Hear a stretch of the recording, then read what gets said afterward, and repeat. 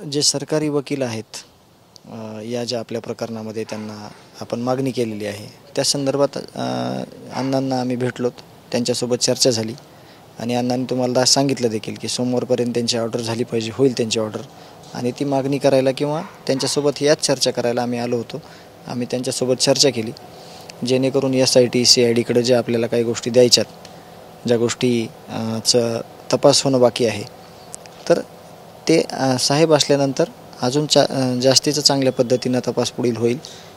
त्या संदर्भात आम्ही चर्चा केली आणि अण्णांची भेट घेतली. एकीकडे स्वर्गीय संतोष देशमुख यांच्या न्यायासाठी म्हणजे खून प्रकरण होतं, त्यामध्ये एक आरोपी आता तो फरार होता. दुसरीकडे बातम्या का पाहतोस म्हणून एका तरुणाला मारहाण झालेली आहे, गंभीर स्वरूपाची मारहाण झाली. ह्या ज्या समाजातल्या विकृती आहेत त्याचाच हा भाग आहे. आता सगळ्या महाराष्ट्राला माहीत झालेलं आहे की कृष्णा आंधळे हा फरार आहे, त्यांनी खून केलेला आहे. ह्या सगळ्या संघटित गुन्हेगारीमध्ये जे मोठी गँग आहे, जे मी तुम्हाला वारंवार म्हणतो आहे की हे जे संघटित गुन्हेगारीचं जाळ आहे त्या जाळ्यामधले जे काही लोक आहेत यांना लक्षात आलं पाहिजे की एवढा मोठा गंभीर गुन्हा करून तो 2 महिन्यापासून पोलिसांना हातावर तुरी देऊन पळून गेलेला आहे, तो शोधत नाही आहे. आणि त्याच्या वाढदिवसाचे फोटो हे मिसयू म्हणून जर ठेवतात म्हणजे समाजाला काय आदर्श देता तुम्ही? ठीक आहे, ते अनपढ असू द्या, त्यांना माहीत नसू द्या, पण त्यांना ते जे ज्यांना आपलं म्हणून घेतात, जे कोणी त्यांची पाठीराखण करतात, त्या लोकांनी तरी यांना समजून सांगितलं पाहिजे. आम्ही एकीकडं म्हणतो आहे आमच्या भावाचा एवढा निर्घृण खून केलेला आहे की समाजात अशी गोष्ट पुढे नाही घडली पाहिजे, म्हणून आम्ही न्याय मागतो आहे, नम्रतेने मागतो आहे, दारोदार जातो आहे, कुठं पण जातो आहे आपण. सगळे लोकप्रतिनिधी आहेत, अण्णा ज्या भूमिकेत आहेत, सगळे जिल्ह्यातले लोकप्रतिनिधी आहेत, बाहेरचे आहेत, सामाजिक संघटनेतले लोक आहेत, सामाजिक कार्यकर्ते आहेत, 18 पगड जातीतले लोक न्याय मागतायत. दुसरी कुठलीच मागणी नाही, या गोष्टीचा निषेध करून न्याय मागतात. आणि सरळ हे जर जे आरोपी आहेत गंभीर गुन्ह्यातले, ज्याच्यावर मोका लागलेला आहे, त्या लोकांचे जर वाढदिवसाचे स्टेटस ठेवत आहेत तर ह्याच्यापेक्षा दुर्दैव काही नाही मला वाटते.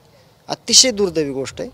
तर ते ज्यांचं कुणाचं गुणगान गातात, जे कोणी त्यांचे पाठीराखेत, कमीत कमी त्यांच्याकडून मला अपेक्षा आहे की आता तरी थांबायला सांगा, नका घेऊ जीव समाजातल्या लोकांचे. निष्पाप लोक आहेत, होमगार्ड आहेत, ते त्यांना असा हल्ला केला आहे. अतिशय चुकीच्या पद्धतीनं जे विचारविनिमय करायची पद्धत आहे त्यांची ती अतिशय चुकीची आहे. आपला रोष कोणावर? रोष जे आरोपी आहेत त्याच्यावर आहे. भावाला न्याय मिळवताना ह्यांना फाशीची शिक्षा झाली पाहिजे या भूमिकेत आहेत. जे आरोपी आहेत त्यांना शिक्षा झाली पाहिजे.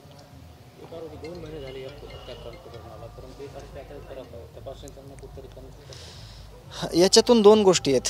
तपास यंत्रणा जरी अलर्ट असली तरी हे जे आरोपी आहेत ते एवढे सराईत आहेत की हात टेकलेत यंत्रणेने, इतक्या पुढच्या पटीतले आहेत. ह्यांना जर ह्यांना वेड्या टाकल्या असत्या, वेळी शिक्षा दिली असती, फक्त कागदोपत्री फरार असताना जर ह्या पोलीस यंत्रणेसोबत हा व्यक्ती, हा फरार आरोपी जर फिरत होता तर ही सगळी चूक त्या यंत्रणेची आहे. त्यांनी त्यावेळीच त्यांना जर जेरबंद केलं असतं, शिक्षा दिली असती, तर हे असे गुन्हे घडायचे बंद झाले असते त्याच वेळेस.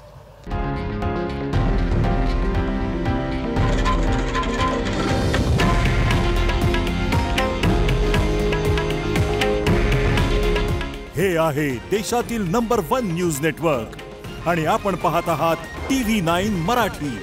काळजी तुमची, हित महाराष्ट्राचं.